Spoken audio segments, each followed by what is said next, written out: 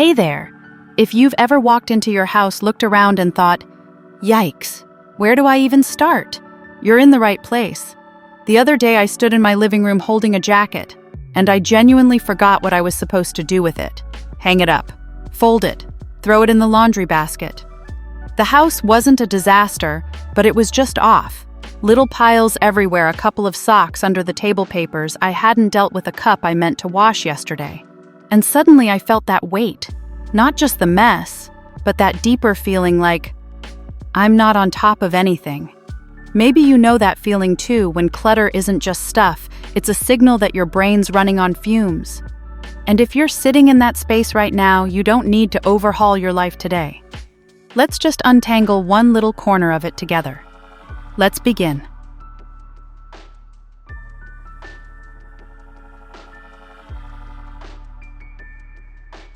Tip 7. I keep tidying, but the mess keeps coming back. Some days it feels like no matter how much you clean, it just resets itself, like clutter has a mind of its own. But what's really happening is this: we clean, but we don't change the pattern that creates the mess in the first place. A tiny routine tweak makes a bigger difference than a deep clean. Instead of trying to stay perfectly tidy, try setting up a few habits that quietly manage the mess for you. Place a small basket somewhere visible for donation items. Drop things in there as soon as you realize you don't need them. No guilt, no waiting for a big declutter day. Add a catch-all bowl by the door for keys, receipts, sunglasses, so they don't end up everywhere else. And before you leave any room, just do a 1-second scan. Is there one thing you can return to where it belongs? For me, it started with a laundry basket that actually stayed in the hallway instead of hiding in the closet. Every time I passed it, I'd toss in a dish towel or t-shirt. It sounds silly, but it kept stuff from piling up in weird places. None of these habits are magical, but when they start running on autopilot, you get something much better than a spotless home. You get relief. And if you like the idea of tiny, almost effortless habits that quietly keep your home looking put together, I've got a video coming that's packed with those. You might want to come back for that one. Because once the habits are in place, the next thing to tackle is where clutter hides when it's out of sight, but still weighs you down.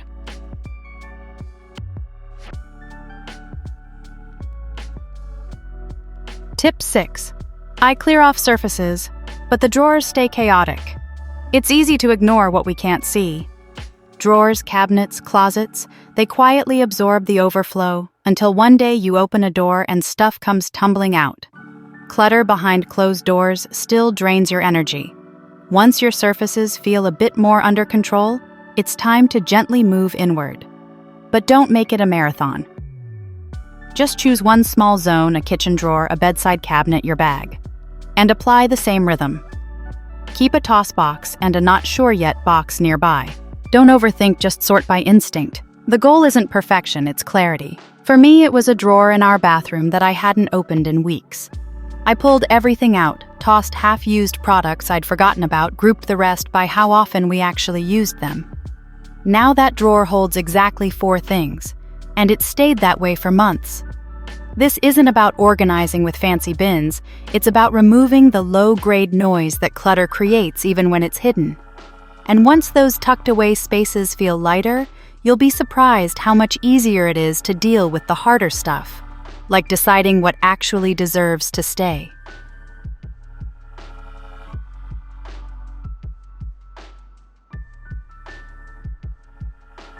Tip 5.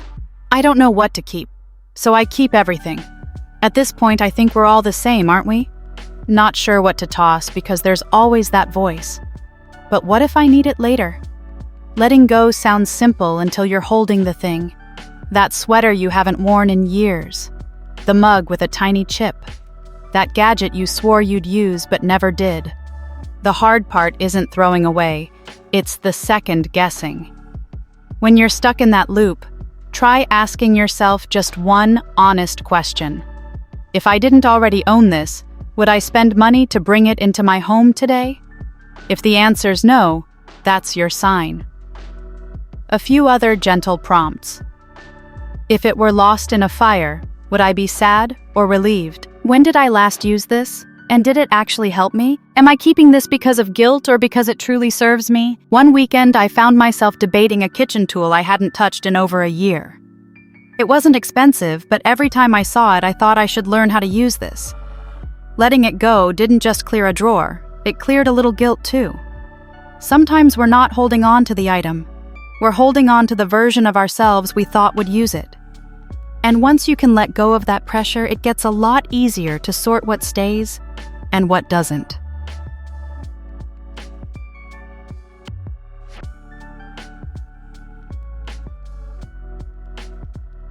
Tip 4. I start decluttering. Then freeze. You begin with the best intentions, but 5 minutes in, you're just standing there holding something random, thinking way too hard. Decision fatigue shows up faster than we expect, especially when you're dealing with stuff that isn't trash, but also isn't exactly useful. Here's something that helped me keep momentum. Set up 3 boxes before you even touch a single item. Let it go for donations or trash. Keep only if it has a home. Not sure, no judgment, just park it there for now. That 3rd box is the secret. It gives your brain a break, a place to put the maybes without derailing the whole process. I used this when clearing out our hallway cabinet, a place where random things went to die. There was a curling iron I hadn't used in years, 4 pairs of sunglasses, I only wear 1, and batteries I wasn't sure even worked. Instead of spiraling into decisions, I just sorted quickly. Half of it I didn't think about again. The beauty of this method is that it gets you moving. You don't need to be decisive, you just need to be sorting.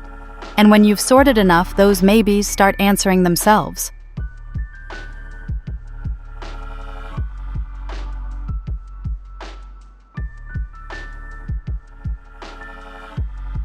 Tip 3.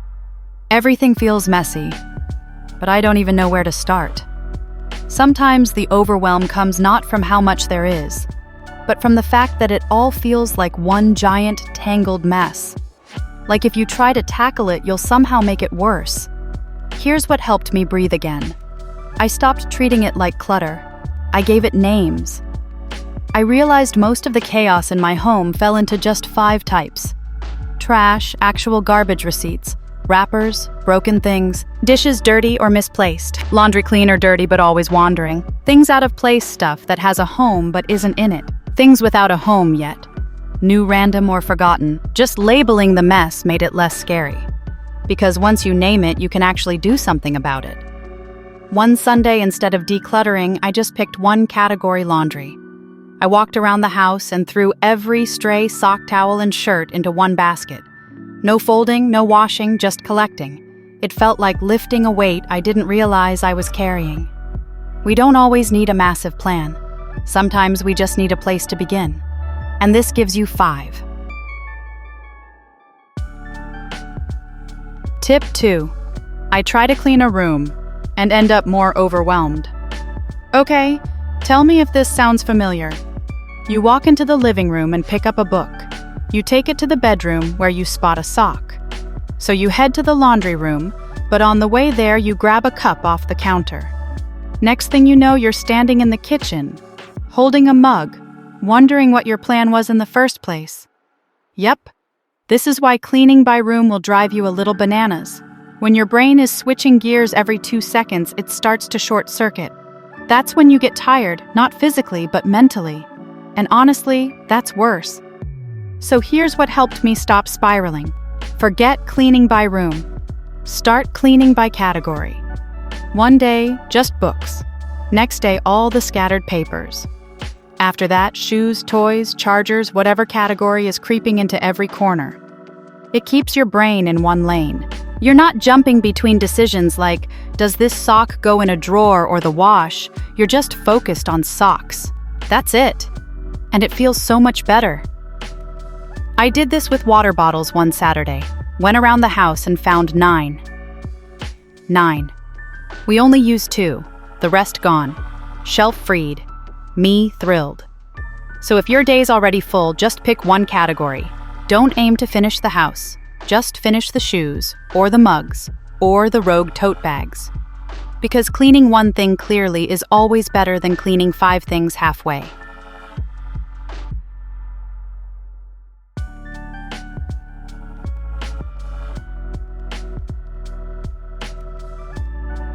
Tip 1. I want to start, but I'm already tired. Sometimes the biggest barrier isn't the clutter, it's your energy. You look around and think, where do I even begin? And your brain just goes, nope. The trick. Start with the stuff that doesn't require thinking. Forget big plans. Don't start with the sentimental stuff. Just do 3 super boring, super doable things. Grab a bag and do a quick trash sweep. Wrappers, receipts, old mail. Gather every dirty dish and put it in the sink. You don't have to wash them yet. Scoop up laundry from every room and toss it in a basket. No folding, no organizing, just collecting. One morning I did this in 15 minutes while waiting for coffee to brew. By the end, the house already felt 30% calmer and I hadn't even cleaned yet. These 3 steps won't solve everything, but they'll give you just enough relief to keep going. Because when it comes to decluttering, momentum matters more than motivation. So that's it. 7 small shifts that help me keep my home and my head from feeling completely upside down. None of them are perfect.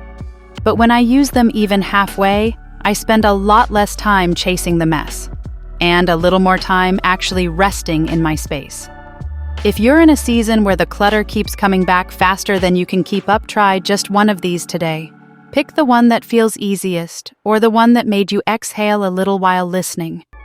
And if you liked these kinds of slow, realistic habits, tomorrow's video is going to be full of the laziest, lowest effort cleaning tricks I've ever shared, the ones that somehow still work.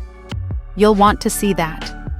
If this one helped you feel even 5% calmer, I'd love if you gave it a like or subscribed, not for numbers, but because that tells me this kind of content is helping the right people.